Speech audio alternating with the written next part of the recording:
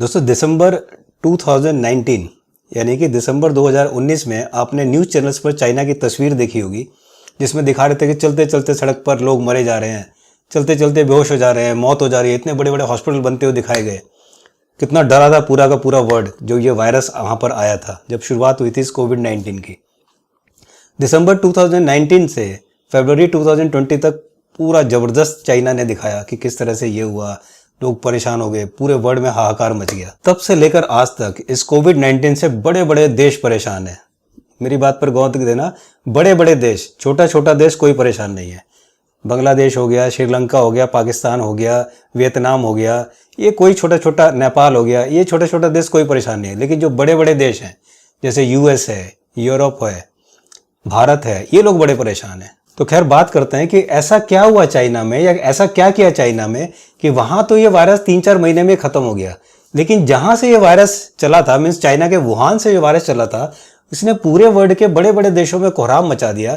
लेकिन चाइना में कोई दिक्कत ही नहीं है। चाइना में तो 3-4 महीने में ठीक हो गया और उसके बाद उन्होंने खूब बिजनेस करना शुरू किया, मास्क बनाना, सैनिटाइजर बनाना, ग्लव्स बनाना और पीपी किट बनाना, ये सब बनाना, और उन्होंने पूरी दुनिया को बेचा। इस अप्रैल और मई 2021 में भारत में इस कोविड-19 ने पूरा कोहराम मचा रखा है और हमारा पूरा हेल्थ डिपार्टमेंट आज वेंटिलेटर पर पड़ा हुआ है। लेकिन दोस्तों इसी समय चाइना के उसी वुहान शहर में 1 मई 2021 को स्ट्रॉबेरी म्यूजिकल फेस्टिवल का आयोजन किया गया और ये आयोजन 5 दिन तक चलेगा। दोस्तों इस आयोजन में जो 1 मई 2021 को शुरू हुआ है, इसमें 11,000 लोगों ने हिस्सा लिया, पार्टिसिपेट किया, खूब डांस गाना मस्ती चली है वहां पर।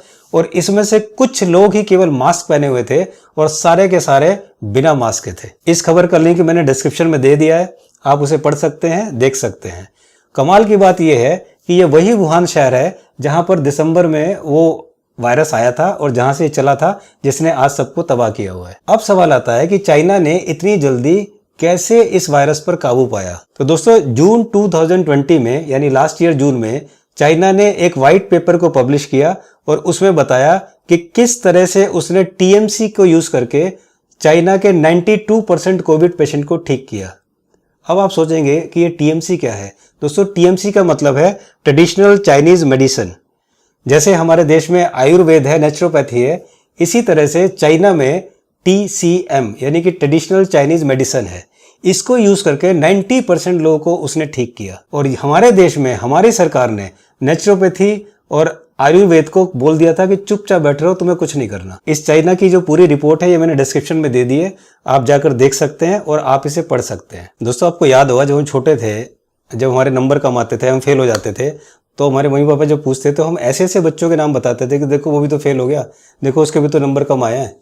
इसी तरह हमारे देश का हाल है। अगर बॉर्डर पर पाकिस्तान हमला करता है तो ये टीवी चैनल वाले चिल्ला चिल्ला कर बोलते हैं हम उसकी ऐसी तैसी कर देंगे, हमारी शक्ति है, हमारी शक्ति वो है। लेकिन जब चाइना बॉर्डर पर कुछ करता है तब ये टीवी पर अगर कुछ नहीं बोलते और उस समय दोष सेना का देते हैं कि सेना को ये करना चाहिए, सेना को वो करना चाहिए। ये सवाल उठाना कि चीनी सेना हमारे जमीन पर आ गई और हम सोते रहे, ये सरकार पर सवाल नहीं होता है, ये सेना पर ही सवाल होता है, क्योंकि पेट्रोलिंग की ड्यूटी सरकार की नहीं होती है, सेना की होती है। क्या ये सब सेना की कमजोरी के कारण हो रहा है? इसी तरह से जब कोविड के बारे में ये टीवी चैनल पे बात करते हैं तब ये चाइना का उदाहरण नहीं देते, तब ये यूके का देते हैं, तब ये अमेरिका का देते हैं कि देखो वहां पर भारत से ज्यादा केस है, वहां पर भारत से ज्यादा मौतें हो रही हैं। लेकिन इन टीवी चैनल वालों ने आज तक चाइना का नाम लिया? इन्होंने कभी सोचा कि चाइना क्यों ठीक हो गया और कैसे ठीक हो गया? अगर इन टीवी चैनल वालों ने अपनी जिम्मेदारी ठीक से निभाई होती ना तो हमारे देश का इतना बुरा हाल नहीं है। इस देश में बहुत बड़ी जरूरत है आज के इन टीवी चैनल्स वालों के खिलाफ आंदोलन किया जाए। अगर हमारे देश ने चाइना के बारे में सोचा होता कि चाइना ने कैसे ठीक किया, हम उससे सीखें, हम उससे जानें, तो आज हमारे देश की दुर्गति नहीं होती। मैं हमेशा बार बार कहता हूं, डॉक्टर विश्व राय चौधरी बार बार कहते हैं कि एक सवाल आपकी जिंदगी बचा सकता है। अगर ये एक सवाल किसी ने पूछा होता ना, एक सवाल मीडिया ने सरकार से पूछा होगा, हमारे हेल्थ डिपार्टमेंट से पूछा होता या चाइना से ही पूछा होगा कि आपने कैसे इसको ठीक किया।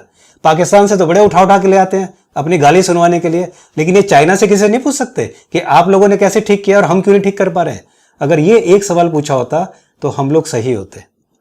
तो मेरी आपसे राय है कि सवाल जरूर पूछिए, ये एक सवाल आपकी जिंदगी बचा सकता है। और एक चीज और ध्यान रखना, इस देश के ना नेता का कुछ जा रहा है, ना अभिनेता का कुछ जा रहा है और ना ही इस टीवी न्यूज चैनल का कुछ जा रहा है तो सिर्फ और सिर्फ हमारा या आपका जा रहा है। अपना ध्यान रखिए, अपने परिवार को ठीक रखिए, और सवाल जरूर पूछिए। सवाल पूछना आज के टाइम में सबसे बड़ी ज़रूरत है। आपको ये वीडियो कैसी लगी कमेंट्स बॉक्स में लिखिएगा। ठीक लगे तो लाइक करना, शेयर करना, और हाँ, ये सवाल पूछना बंद मत करना। अब अपने दिमाग में सवाल लाना शुरू कर देना। जल्दी मिलता हूँ कुछ और इन्फॉर्मेशन के साथ। तब तक अपना ध्यान रखिए। नमस्कार।